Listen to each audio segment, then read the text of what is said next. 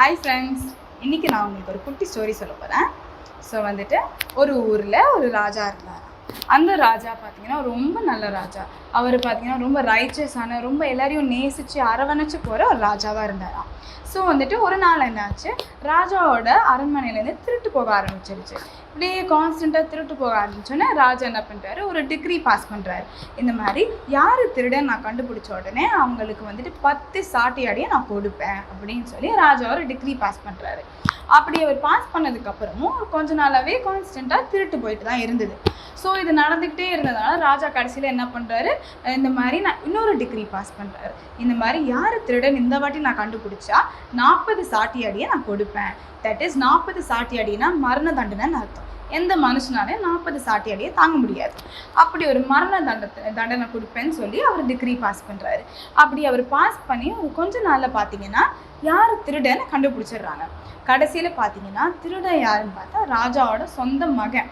அந்த நாட்டு இளவரசர் என்ன பண்ணுறாரு, ராஜாவோட அரண்மனையிலேருந்து திருடிட்டு இருக்காரு. அப்போ வந்துட்டு அந்த தேசத்தில் பார்த்தீங்கன்னா ஒரே குழப்பமும், அங்கே இருக்க ஜனங்க ஐயோ இவர் ரொம்ப நல்ல ராஜாவாச்சே, இவர் ரொம்ப ஜஸ்டான ராஜா, இப்போ அவர் என்ன முடிவெடுப்பார், பையனுக்கு சப்போர்ட் பண்ணுவாரா இல்லைன்னா அவர் சொன்னதை நிறைவேற்றுவாரான்னு சொல்லி எல்லாரும் குழப்பத்தில் இருந்தப்போ ராஜா என்ன பண்ணுறாங்க, அந்த நாள் வந்தது.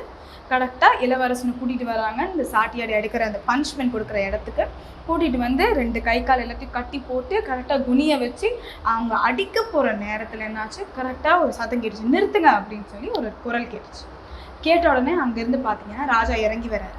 இறங்கி வந்து அவரோட மகனை அப்படி கட்டி பிடிச்சி அவரோட இடத்துல அந்த சாட்டையடி எனக்கு கொடுங்க அப்படின்னு சொல்லி அந்த சாட்டையடியை அவர் வாங்கி அந்த இடத்துல மரணம், தட் இஸ் இறந்து போயிடுறார். இறந்து போய் அந்த இளவரசன் பார்த்தீங்கன்னா ராஜாவுக்கு பதிலாக அவர் வாழ்கிறாரு.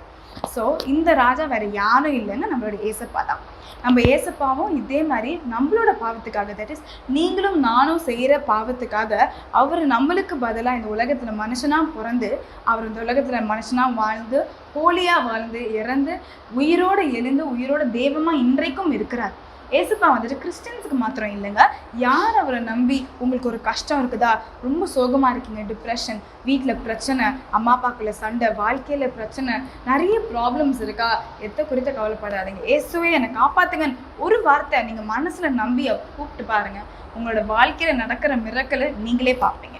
ஸோ இது எல்லாத்தையும் நம்புறவங்க, இதே மாதிரி உங்களுக்கு பிரச்சனை ஏதாவது இருந்தது இல்லை உங்கள் ஃப்ரெண்ட்ஸ் யாராவது இப்படி இருந்தாங்கன்னா அவங்களுக்கும் இந்த வீடியோ ஷேர் பண்ணுங்கள், கமெண்ட் பண்ணுங்கள், லைக் பண்ணுங்கள். God bless you.